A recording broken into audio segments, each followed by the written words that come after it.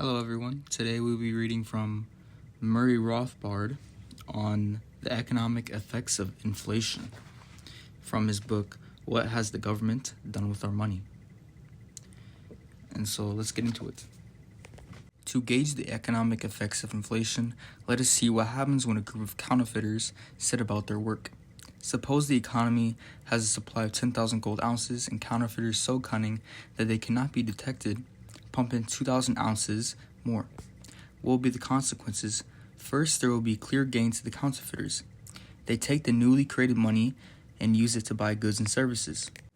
In the words of the famous New Yorker cartoon showing a group of counterfeiters in sober contemplation of their handiwork, retail spending is about to get a needed shot in the arm. Precisely. Local spending indeed does get a shot in the arm. The new money works its way step by step throughout the economic system. As the new money spreads, it bids prices up. As we have seen, new money can dilute the effectiveness of each dollar, but the dilution takes time and is therefore uneven in the meantime. Some people gain and other people lose. In short, the counterfeiters and their local retailers have found their incomes increased before any rise in the prices of things they buy. But, on the other hand, people in remote areas of the economy who have not yet received the new money find their buying prices rising before their incomes. Retailers at the other end of the country, for example, will suffer losses.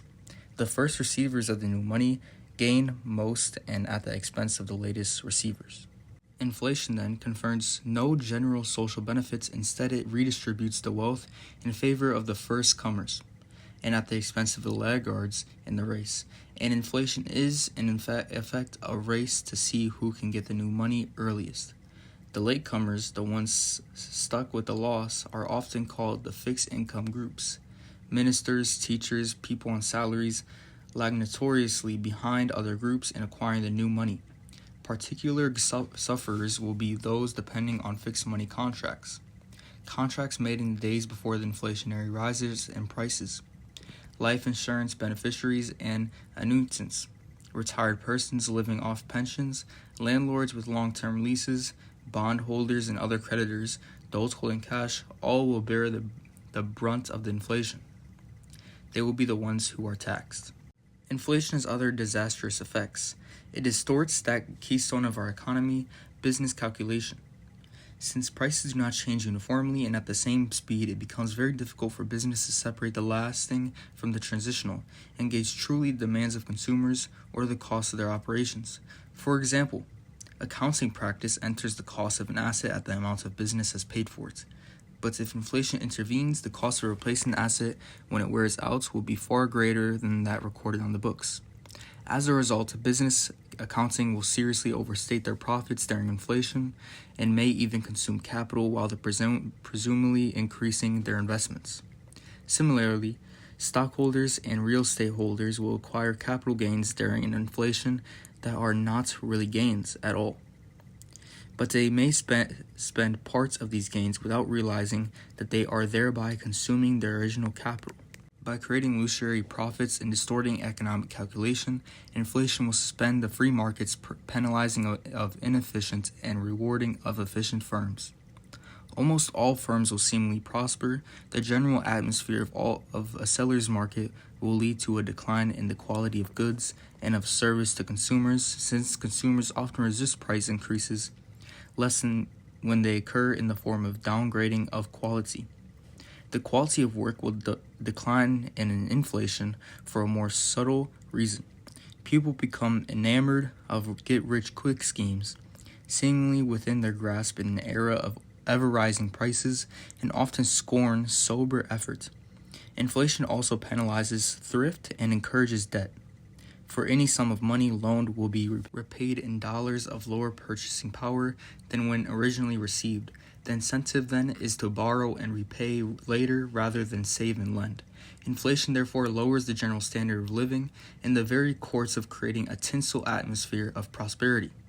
Fortunately, inflation cannot go on forever, for eventually people wake up to this form of taxation. They wake up to a continual shrinkage in the purchasing power of their dollar. At first, when prices rise, People say, well, this is abnormal, the product of some emergency. I will postpone my purchases and wait until prices go back down. This is the common attitude during the first phase of inflation. This notion moderates the price rise itself and conceals the inflation further, since the demand for money is thereby increased. But as inflation proceeds, people begin to realize that prices are going up perpetually. As a result of perpetual inflation, now people will say, I will buy now though prices are high, because if I wait, prices will go up still further. As a result, the demand for money now falls and prices go up more, proportionally, than the increase in the money supply.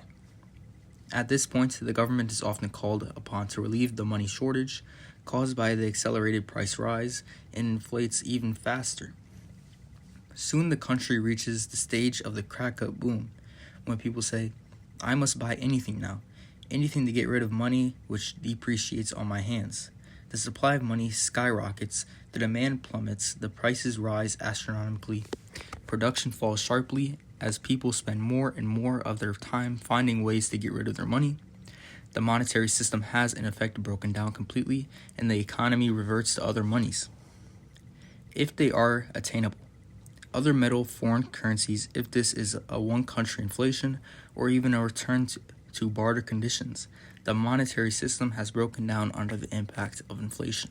This condition of hyperinflation is familiar historically in the science of the French Revolution, the Continentals of the American Revolution, and especially the German crisis of 1923 and the Chinese and other currencies after World War II.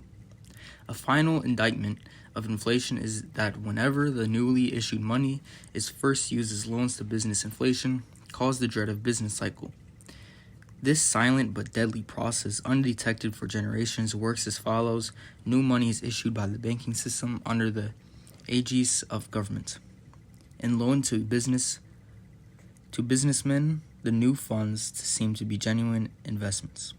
But these funds do not, like free markets investments, arise from involuntary savings.